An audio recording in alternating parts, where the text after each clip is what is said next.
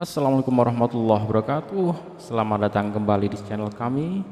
Oke sahabat semuanya, marilah kita bersama-sama mencari ilmu, menyimak kajian dari Ustadz Khalid Baslama yang akan menyampaikan kisah dari kesabaran Khubaib bin Adi. Oke, tanpa berlama-lama, mari kita simak bersama-sama. Inilah kisahnya. Kata penulis, berikut ini adalah Khubayb bin Adi radhiyallahu anhu yang ditangkap dan ditawan oleh kaum musyrikin dari Quraisy. Mereka kemudian membawanya untuk membunuhnya dan menyalibnya pada sebuah batang kurma di Mekah. Lalu dia memandang ke kanan dan ke kiri dan tidak ada di sekitarnya melainkan orang yang membenci, menentang dan marah. Sedangkan dia sendiri terpisah dan terbelenggu dengan tali-tali belenggu yang disiapkan untuk dijadikan sekarang sebagai sasaran anak panah. Sebelum kita lanjutkan kisahnya, Khubayb bin Adi ini dia masuk dalam salah satu pasukan, bukan pasukan sebenarnya, salah satu dari kelompok sahabat yang diutus oleh Nabi SAW untuk mengajar satu kaum. Jadi waktu itu ada satu kaum datang ke Madinah lalu berkata kami masuk Islam. Tapi pura-pura masuk Islamnya. Mereka pura-pura dusta, mereka syahadat apa tapi mereka bohong. Lalu mereka bilang, ya Rasulullah, utus bersama kami sahabat-sahabat anda yang hafal Quran untuk mengajar kami. Nabi utus 70 orang sahabat hafal Quran gitu ya. Di antaranya Khubayb ini. Diutus setelah pergi ke sana, di tengah jalan mereka berkhianat. Mereka baru menyatakan kalau mereka tuh pura-pura masuk Islamnya. Maka sahabat-sahabat ini ada yang mereka bunuh, ada juga yang mereka tawan. Nah yang mereka tawan ini, mereka tahu musuh bebuyutan Islam waktu itu adalah orang-orang Quraisy Mekah. Maka mereka jual orang-orang yang ditawan ini kepada Quraisy. Di antaranya Khubayb ini yang dijual kepada Quraisy. Karena orang-orang Quraisy taunya Khubayb ini salah satu pasukan muslim yang juga banyak korbannya dari orang Quraisy di perang Badar. Maka mereka membelinya. Waktu dibeli tujuannya memang untuk dibunuh. Dibeli oleh orang Quraisy lalu dibayar lalu kemudian ingin dibunuh. Nah awal kisahnya dia pada saat ditangkap gitu kan, maka akan dihukum mati, dia pun pasrah dengan keadaan itu. Dan dia pada saat itu dihukum, ditaruh dalam sebuah rumah dan dia sempat, ini salah satu yang terjadi dalam hidupnya ya, dia terus beribadah dalam tempat yang sedang dipenjara itu dan di situ ada buah-buahan di tempat dia, di tempat penjaranya itu yang tidak pernah ada di Mekah sebelumnya. Ya, disebutkan dalam riwayat itu kemungkinan sebuah karamah yang Allah berikan dan akhirnya beliau menikmati buah tersebut. Dan terjadi sebuah kasus, ada satu ibu, anaknya kebetulan lepas ya, dari pegangan dia, lalu masuk ke dalam penjaranya Khubayb. Dan kebetulan Khubayb waktu itu ditawan gitu kan. Umumnya orang kalau seperti ini dia akan gunakan kesempatan itu untuk mengancam orang-orang Quraisy supaya melepaskan dia. Kalau tidak dia akan bunuh anak itu, misal. Tapi subhanallah Khubayb tidak lakukan itu. Anak itu duduk sebelahnya dan Khubayb muamalah dengan baik sama dia. Waktu ibunya lihat, ibunya ketakutan karena tahu ini Khubayb berarti dianggap musuh, pasti akan membunuh. Lalu Khubayb balik ke ibu tersebut sambil mengatakan, apakah ibu engkau mengira aku akan melakukan perbuatan yang buruk pada anakmu? Itu bukan bagian daripada agama kami. Lalu dikeluarkan oleh Khubayb dengan baik-baik anak itu dari penjara gitu kan. Nah orang-orang Quraisy selalu sepakat untuk membunuhnya. Cara membunuhnya supaya bisa tersebar berita dan sampai ke Madinah kalau membunuh ini menunjukkan kejengkelan mereka pada kaum muslimin, maka dia diikat di batang pohon kurma, kemudian ditambah juga dengan kayu lagi yang bisa diikat tangannya ya, di kiri kanan pohon kurma itu, dia istilahkan tadi disalib gitu ya, kemudian dia akan boleh disakiti oleh siapa saja. Jadi ada yang datang lewat dicoret misalnya dia atau disakiti dengan pisau kah, dilempar anak panah, pokoknya semua bebas melakukan itu. Nah itu awal kisahnya, bagaimana dia sampai disampaikan diikat di batang sebuah pohon karena dia ditawan dan diperjualbelikan oleh orang-orang yang pura-pura masuk Islam tadi dan dijual pada Quraisy. Nah pada saat itu waktu dia sedang diikat di tiang dan dia lihat semuanya orang di depannya ini, kita bisa bayangkan kalau kita diikat di tiang seperti ini lalu Kemudian semua orang, semua sisi semua mencaci maki, semua menghina, semua dengan kebencian. Karena ini memang didatangkan untuk dibunuh rame-rame. Nah seperti itu keadaannya. Kata penulis selanjutnya, lalu apa yang terjadi? Dia meminta izin untuk mengerjakan sholat 2 rakaat. Lalu dia pun sholat 2 rakaat setelah diizinkan dan dari sinilah sunnah sholat 2 rakaat ketika seseorang hendak dibunuh berasal. Ya, karena kalau ada orang yang mau dibunuh oleh musuh dan dia masih dikasih kesempatan, yang paling baik dia sholat 2 rakaat. Di saat itu dia sampaikan hajat terpentingnya kepada Allah. Apakah dia minta dikasih keselamatan atau dia minta mati syahid. Ya. Lalu dia bangkit dan menoleh kepada mereka dengan pandangan seorang mukmin yang bersabar, yang yakin dengan pertolongan Allah Subhanahu wa taala seraya berkata. Ini disusun dalam syair ya, dalam syair. Cukup panjang syairnya, saya bacakan dulu. Dia mengatakan laqad jamma'al ahzabu hawli wa alabbu kabailahum wastajma'u kulla majma'in wa kulluhum mubdil adawata jahidun alayya li'anni fi withakin bimudayyi'in wa qad jamma'u abna'ahum wa nisa'ahum wa qurribtu min jiz'in tawilin mumanna'in ila Allahi ashku gurbati thumma qurbati wa ma arsada al-ahzabu li 'inda masra'i fadhal arshi fadhal arshi sabbarni ala ma yuradu bi faqad badda'u lahmi waqad ya'isa matma'i waqad khayyaruni al-kufra wal mautu dunahu waqad hamalat aynaya min ghairi majza'i wama bi hidharul mauti inni lamayyitun walakin hidhari jahmu narin mulaffa'i ولست أبالي حين أقتل مسلما على أي جنب كان في الله مصرعي وذلك في ذات الإله وإن يشاء يبارك على أوصال شلو ممزع فلست بمبد للعدو تخشعا yang terakhir wala jaza'an inni ilallahi marji'i.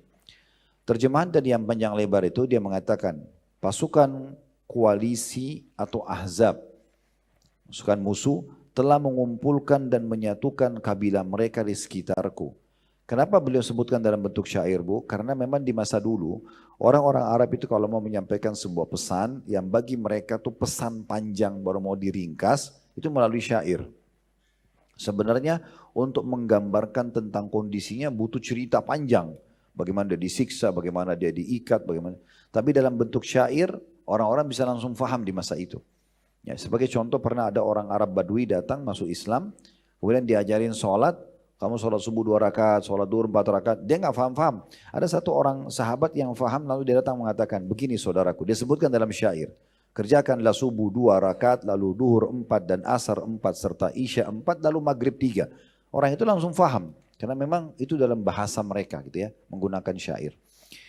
Maka dia mengatakan pasukan koalisi, maksudnya di depan saya ini ada ahzab, kelompok-kelompok telah mengumpulkan dan menyatukan kabilah mereka di sekitarku. Dan meminta berkumpul pada tiap tempat berkumpul, maksudnya semuanya didatangkan di satu titik. Masing-masing dari mereka menampakkan permusuhan. Tidak ada satupun di antara mereka ini yang tatapan matanya punya rasa kasihan sama saya, nggak ada. Berusaha menimpakan keburukan kepadaku karena aku berada dalam tali belenggu tersia-siakan. Mereka berusaha menyiksaku karena kesempatan aku lagi dibelenggu nggak bisa melawan. Sungguh mereka telah mengumpulkan anak-anak dan kaum perempuan mereka. Bukan cuma laki-laki yang ikut siksa. Anak-anak boleh siksa, perempuan boleh siksa. Lalu dikatakan dan aku didekatkan pada sebatang kurma yang panjang lagi kokoh. Maksudnya aku diikat di batang itu. Kepada Allah lah aku mengadu keterasinganku, kemudian kesulitanku. Dan apa yang diintai para koalisi padaku adalah saat kematianku. Maksudnya aku hanya mengeluhkan ini kepada Allah karena aku tahu aku akan mati nanti dari siksaan mereka. Panggung ini yang membuatku bersabar menghadapi musibah yang menimpahku. Maksudnya ujian seperti inilah justru hanya bisa dihadapi dengan sabar. Karena kan kalau ngamuk-ngamuk pun nggak akan ada manfaatnya, gitu kan? Toh mereka pasti akan membunuh. Cuma satu cuma dua cara keselamatannya pada saat itu Khubaib. Yang pertama dia pertahankan keimanannya seperti yang dia lakukan sampai dia dibunuh dalam keadaan iman, mati syahid. Atau dia menyatakan dirinya kafir. Keluar dari agama Islam baru dilepaskan gitu. Sungguh mereka telah mencincang dagingku dan ambisiku telah berputus asa. Maksudnya mereka mulai mencabit-cabit dagingku dan kulitku ya sampai berdarah-darah. Mereka telah memberikan pilihan kekafiran kepadaku dan takutlah pada kematian. Maksudnya kalau mau tidak kami siksa, lagi berdarah-darah tubuhmu, kafir saja. Nyatakan kafir, kami lepaskan. Sementara air mataku telah mengucur deras tanpa rasa gundah. Maksudnya aku menangis sedih melihat kejadian ini. Tapi dari sisi aku juga menangis karena merasa gembira. Inilah kesempatan aku meraih untuk mati syahid. Aku tidak mengkhawatirkan kematian. Karena sesungguhnya aku benar-benar pasti mati. Sekarang atau nanti. Jadi di sini dia menyatakan kalau mereka siksa aku ini. Kalaupun aku menangis, aku sedih bukan karena justru aku takut mati. Tapi karena tahu mati itu pasti akan datang. Akan tetapi yang aku khawatirkan adalah besarnya api neraka yang mengepung. Yang aku khawatir kalau mereka sudah siksa ternyata aku masuk neraka lagi nanti. Ini tanda keimanan ya. Sebenarnya dia tahu kalau dia beriman dia akan masuk surga. Tapi dia menyatakan ini sebagai tanda kekhawatiran agar dirinya tetap menjaga keimanannya. Aku tidak peduli ketika aku dibunuh dalam keadaan muslim. Di sisi manapun aku ditikam, kematianku adalah di jalan Allah. Semua itu adalah demi Allah ilahi yang jika dia menghendaki. Maksudnya kalau dia memang menghendaki aku mati begini, pasti akan aku mati. Ya, yang penting dia ridho. Niscaya dianya besar kata-kata Allah memberkahi persendian-persendian anggota tubuhku yang terpotong-potong. Aku tidak menampakkan rasa tunduk kepada musuh. Tapi walaupun aku sebenarnya khawatir juga sebagai manusia kalau dirukai dengan pisau, dilempar sama anak panah. Aku tidak tahu juga apa yang akan mereka lakukan. Ya, tetapi aku tidak mau tunjukkan kelemahanku di depan musuh. Tidak pula rasa takut kepada mereka. Karena sungguhnya kepada Allah lah tempat kembaliku. Nah ini semua yang diucapkan oleh Khubaib radhiyallahu anhu. Akhirnya dia bersabar. Setiap goresan pisau, setiap lemparan batu, setiap lemparan anak panah yang melukainya dia tetap bersabar sampai akhirnya dia terbunuh mati syahid ya sampai dia mati. Nah di sini mungkin ada sebagian orang di antara kita mungkin berpikir bagaimana ya kalau kita yang menghadapinya apa kita bisa atau tidak. Biasanya Bu di setiap kejadian tergantung yang pertama niat ibu. Niat ibu bisa menerima atau tidak. Kalau kita bisa menerima itu sebagai ujian dari Allah, pastikan saya jamin ibu bisa melaluinya.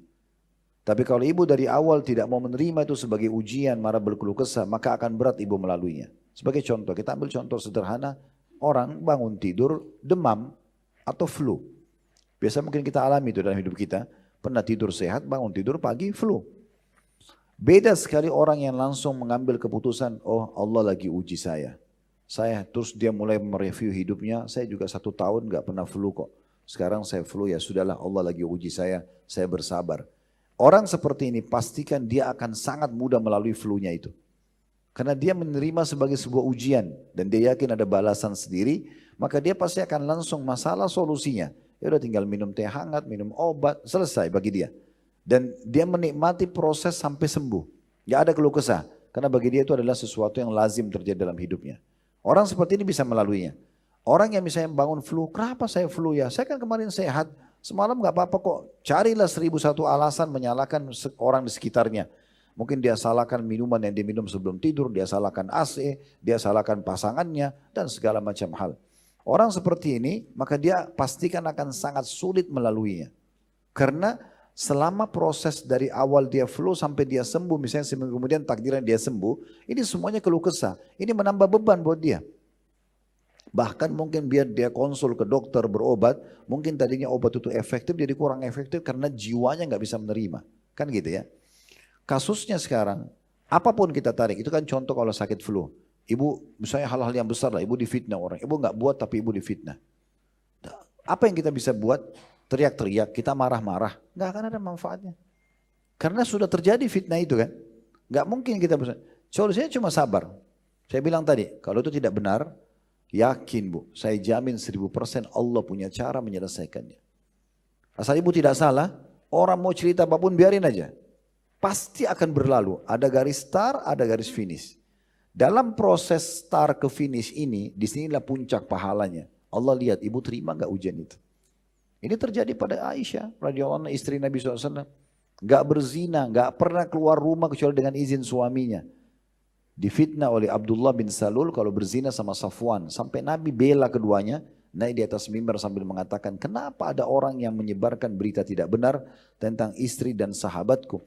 Istriku ini aku tahu tidak pernah berinteraksi sama laki-laki, dan sahabatku ini tidak pernah masuk ke rumahku kecuali dengan izinku. Jadi nggak pernah mereka bertemu ini. Kenapa ada yang sebarkan fitnah itu? Tapi tetap saja masih ada pro kontra di antara orang-orang. Dan ibu tahu siapa yang memfitnah Aisyah? Yang paling besar menyebarkan gosip adalah 3 orang yang sangat dekat dengan Nabi dan dekat dengan Aisyah. Yang pertama itu Hamna binti Jahash. Siapa ini? Ipar Nabi. Istri Nabi SAW namanya Zainab binti Jahash. Saudarinya Zainab namanya Hamna. Itu yang nyebarin gosip. Padahal yang tidak benar. Beritanya tidak benar. Maka dia yang bumbuhin. Yang kedua penyairnya Nabi. Lebih tua dari Nabi 7 tahun. Dan ini banyak membela Nabi dengan syair-syair. Namanya Hassan ibn Thabit. Dan saya bilang tadi. Syair di masa itu pengaruhnya besar sekali. Maka dia menyebarkan. Kemudian yang ketiga. Ya, ini Muslim bin Abi Musleh. Ada juga yang menyebutkan namanya dengan nama yang selain ini. Tapi ini adalah sepupunya Aisyah sendiri. Dibiayai hidupnya oleh Abu Bakar. Dia yang sebarin gosip. Ini ujiannya luar biasa. Bayangkan waktu itu Nabi itu, seorang Nabi, tokoh agama, seorang raja. Istrinya ratu berarti, digosipin berzina. Gimana keruhnya keadaan Madinah di saat itu. Dan waktu itu 1 bulan wahyu putus dari langit. Allah datangkan ujian. Enggak ada wahyu. Biasanya satu kejadian, ada jadi kejadian nih. Nabi butuh jawabannya. Langsung Jibril datang bawa wahyu. Ini loh jawabannya hai Muhammad. Waktu itu 1 bulan tidak turun wahyu. Ujian yang berat. Nabi SAW diuji, Aisyah diuji, Safwan diuji, semua orang beriman diuji.